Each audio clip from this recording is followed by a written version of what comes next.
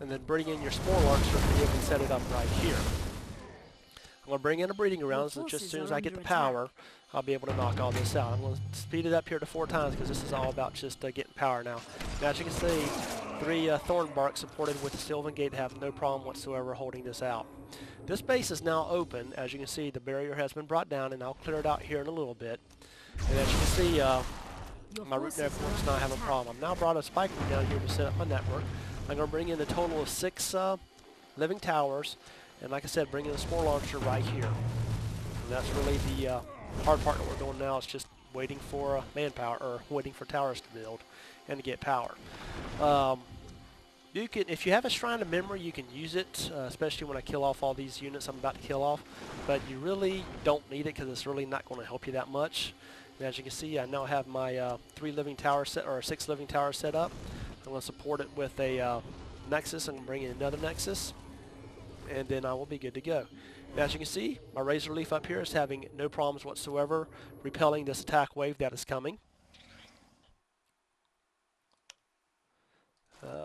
Like I said, this section of the map, or this leg of the map, if you will, is all about setting up your defense. Here comes my Spore Launcher. I'm not going to set him up until I can get my network going. This is the attack wave that's coming after your Tier 1 base. Every now and then they'll break through the wall, but for the most part your Razorleaf can handle this. Even the few times they have broken through, he had no problem recovering and taking everything out. Now, as you can see, I've now got my network set up, my root nexuses are in place. I brought in a Sylvan Gate for the extra 25% damage bonus. I brought in a green and a blue affinity. As soon as they're hooked up, you're going to see that this Spore Launcher has no problem taking anything out. I've also set up here my Tier 1, or my Tier 2, 3 Will of the Gifts. Will of Gifts for strength, for defense, as well as regeneration. They're not needed, but they definitely help, especially when you're holding this defense. Now that I have my Spore Launcher and he's able to handle all of these, this cave right here, we'll bring in another Market Keeper, because you need 2 of them, just in case they get through. As you'll see up here, when the later on in the map, they actually end up breaking through this defense. Not here, but at another location. Now, as you can see, this Spore Launcher will have no problem for the rest of the map. I now bring in Tier 4 units, my giant Wyrms, and then we'll start clearing basically the rest of the map. Now, I should have destroyed these Thornbarks, but I just utterly forgot about them.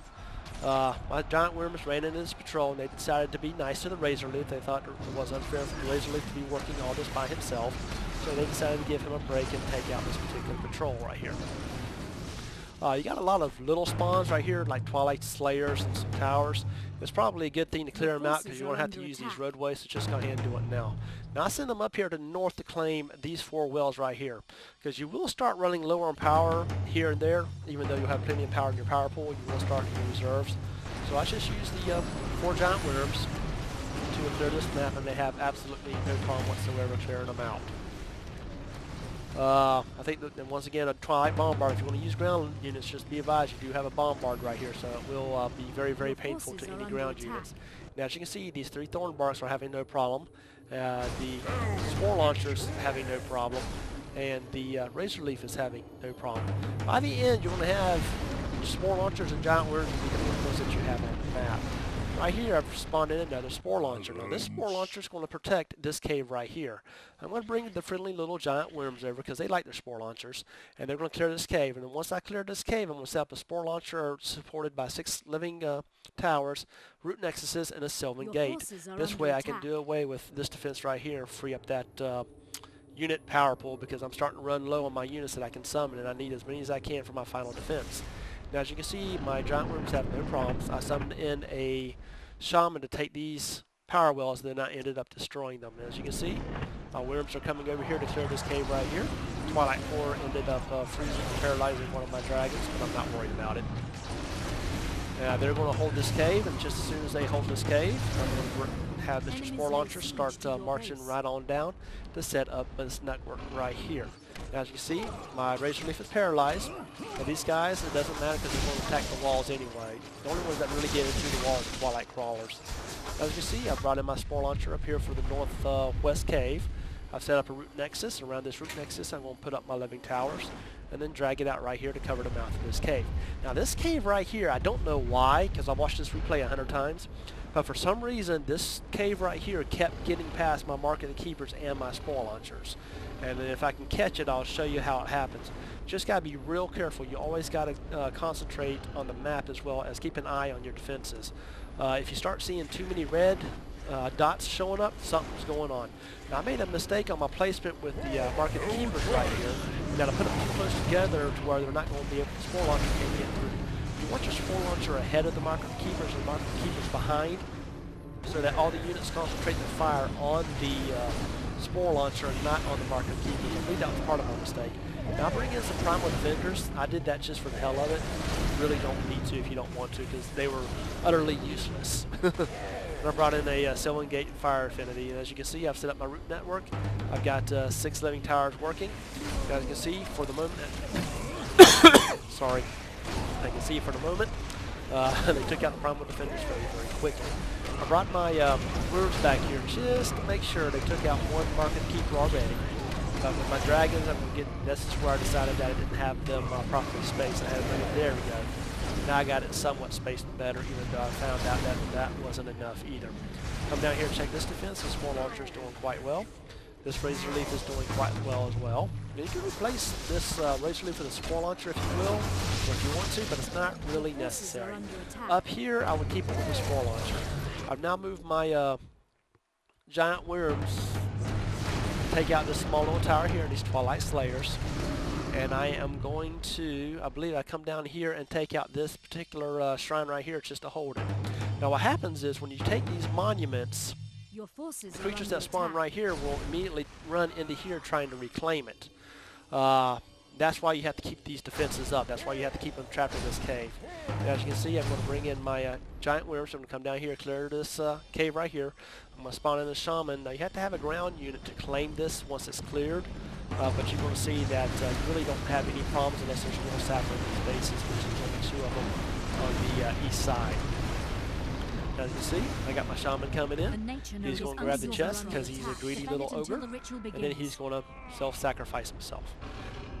Now for this whole thing that you only really want to use 4 giant Wyrms, because like I said, you're going to need as much firepower as you can get for, I take it back, 5 giant Wyrms, because you need all the firepower you can get for your tier 4 defenses. I'm now going to work on this base right here. Now the problem with this base is you have a Will Sapper on the west and a Will Sapper on the east. So the problem with the Will Sapper is it will paralyze your units, and it will paralyze all 5 of your giant Wyrms. However, if you attack it from 2 different directions, it has a much more difficult time paralyzing your units. Now as you can see, my Spore Launcher is having their problem up here. My Spore Launcher is having their problem right here. As I'm getting ready to suicide my my giant Wyrms directly into the southern base, you're going to see I'm going to clear the wall. Now I'm going to set up 2 giant Wyrms over here. I'm going to have 3 attack here. They're going to get frozen. And the 2 over here will come in and take it out from the west side. Like I said, as long as you attack from 2 different directions, Will Sappers are very easy to defeat. As you see, no problems. We'll take out the tower. Once of this you can clear out, there we go. Bring my Wyrms in from a different direction. Will Sapper's not a problem. These 2 that are free now will finish clearing out this base along with this infestation.